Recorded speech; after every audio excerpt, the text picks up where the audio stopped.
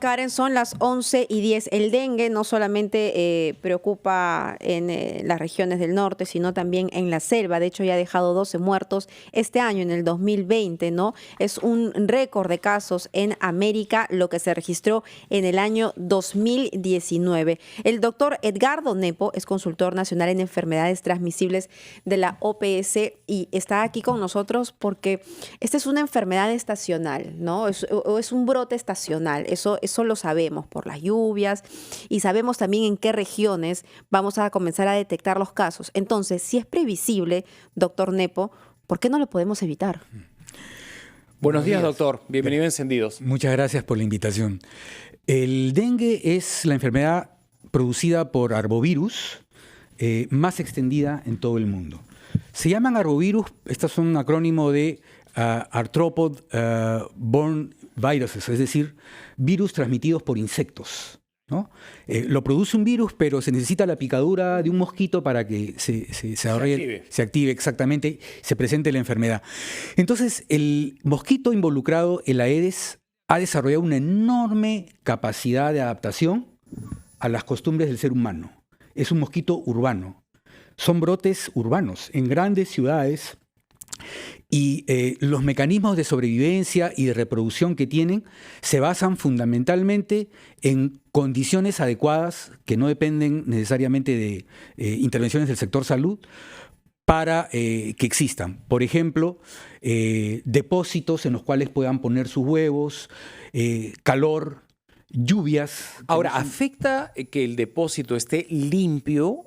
Porque hay personas que necesitan almacenar agua porque somos un país donde 7 millones de peruanos no tienen agua. Entonces, ahora escuchan la noticia de que si almacenas agua, viene el mosquito, ¿no?, que te puede activar el dengue. Y las personas se esfuerzan en almacenar agua en recipientes limpios, que ellos mismos desinfectan con lejía o con lo que tienen a la mano. O solo se activa en recipientes que no han tenido la debida desinfección. La mosquita, porque es la hembra la que transmite, pica, la zancudita, coloca los huevos en recipientes, pero no necesariamente en el agua, sino inmediatamente encima del agua, en el borde del recipiente. Si uno tiene la costumbre de limpiarlo... ¿Esté limpio o no esté limpio? Esté limpio o no esté limpio. Si uno lo limpia, arrasa con todos los huevos que ha puesto ahí la mosquita, la zancuda. Entonces, si uno tiene la costumbre de limpiar, está protegiéndose. Si uno lo tapa, impide que pongan los huevos. También está protegiéndose. Esos son consejos importantísimos porque... Son fundamentales. En realidad, vean, el dengue tiene dos dimensiones de intervención. Una es que ya no hayan más casos.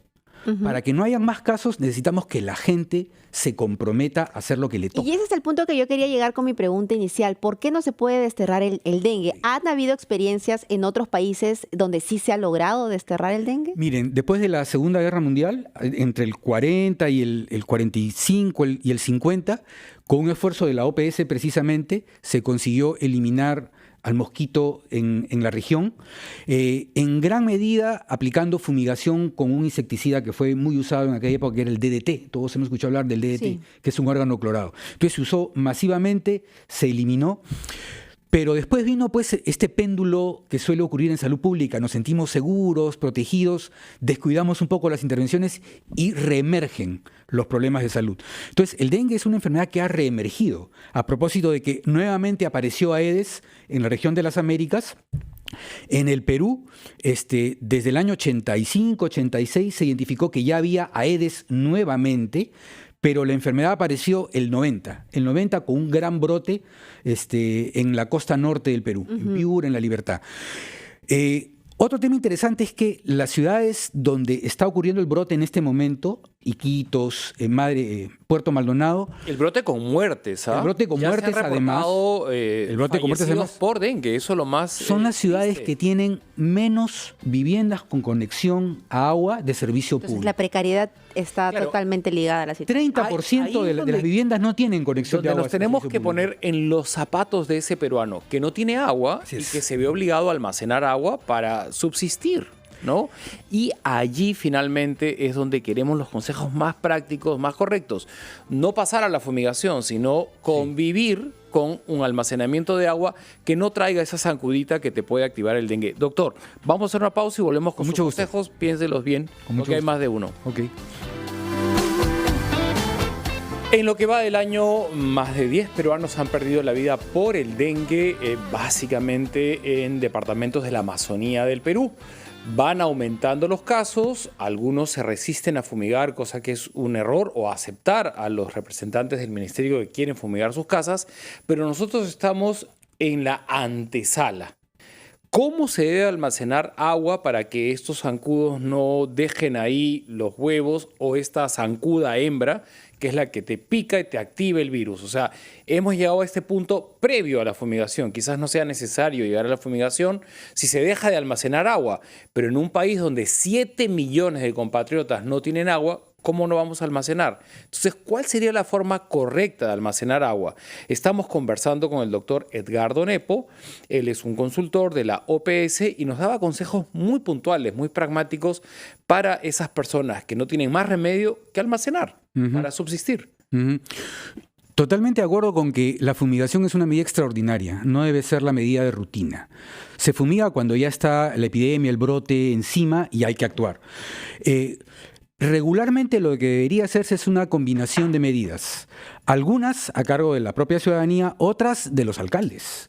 Los alcaldes tienen un rol fundamental para, mediante ordenanzas municipales e inspecciones, recoger residuos inservibles que la gente deja tirados, la basura, que debería estar muy bien recogida en todo el país, en todas las grandes ciudades. Claro, pero la administración de basura en nuestro país en general está en crisis. Muy lamentable, muy lamentable. Entonces, digamos, hay una responsabilidad clara de las autoridades que están más cerca del ciudadano, y por el lado del ciudadano dos cosas. Efectivamente, si hay la necesidad de almacenar agua porque no cuenta con el servicio de manera regular, tiene que hacerlo en buenas condiciones, en depósitos que tengan tapa, o cubrirlos, limpiarlos regularmente, diariamente se recomienda que se cepillen, se recambie el agua, tener apertura a las acciones de las autoridades de salud, porque la fumigación ataca solo al mosquito adulto.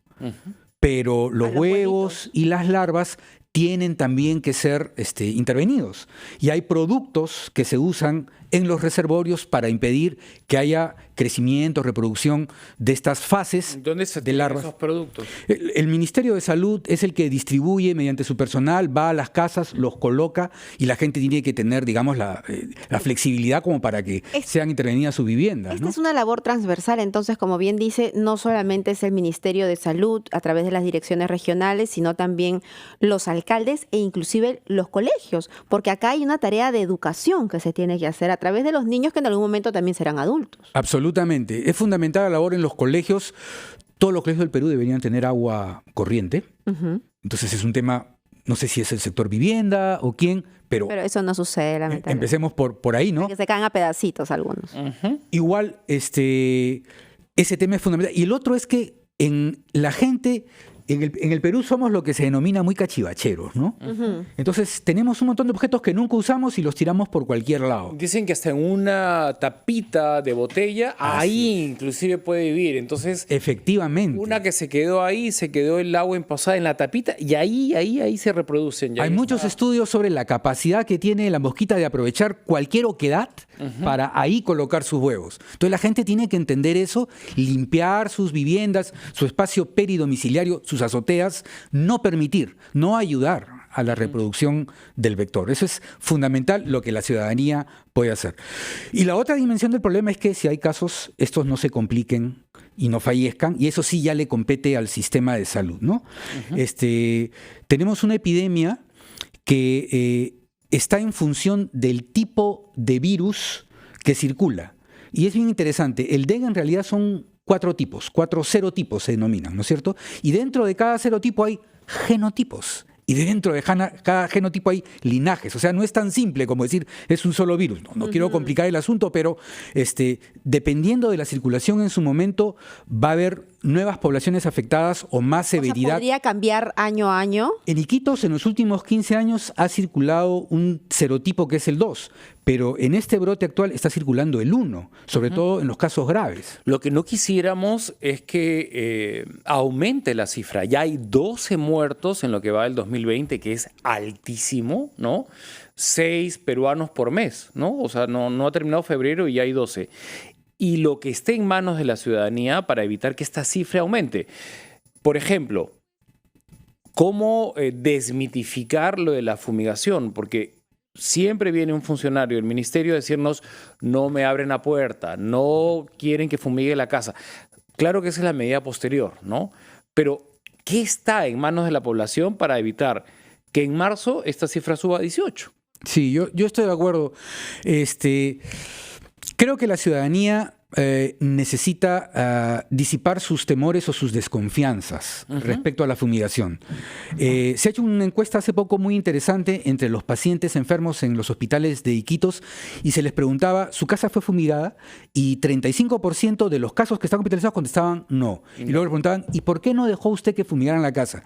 Las respuestas iban desde, no quiero que fumiguen en la mañana, y hay razones técnicas para las cuales es mejor fumigar temprano, porque la actividad del mosquito adulto es diurna, temprano, ahí sale, se expone en las paredes. Por eso debe ser en la mañana. Exactamente, hay que fumigar 6, 7 de la mañana. Claro, y el dueño de la casa le decía, fumiga si quieres en la noche. Fumiga más tarde, pero es información que la gente no tiene, que tiene, digamos, que llegarle. Claro, no es que simplemente llego a vasallo y comienzo a fumigar. Y una vez que esta persona que nos está escuchando ya es diagnosticada por dengue, ¿qué tratamiento debe seguir para no perder la vida? Sí, nosotros estamos ayudando a activar el primer nivel de atención porque ahí llegan los pacientes cuando su cuadro todavía no es severo.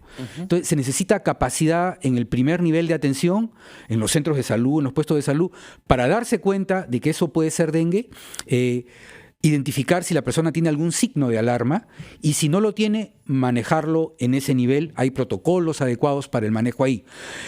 Los síntomas que más frecuentemente se presentan son alza térmica, fiebre, dolor de cabeza y malestar general. Entonces, si un habitante de Iquitos, de Puerto Maldonado, de Tarapoto, ¿tiene estos síntomas? de inmediato debe acudir al servicio. Y en el servicio hay las capacidades como para darse cuenta si hay algún signo de alarma, derivarlo a un nivel superior, y si no, la persona incluso puede ser manejada en su casa. Recordemos que 10%, 15% son los que hacen cuadros graves. La mayor parte de la gente no hace cuadros graves, hace cuadros que pueden ser manejados ambulatoriamente.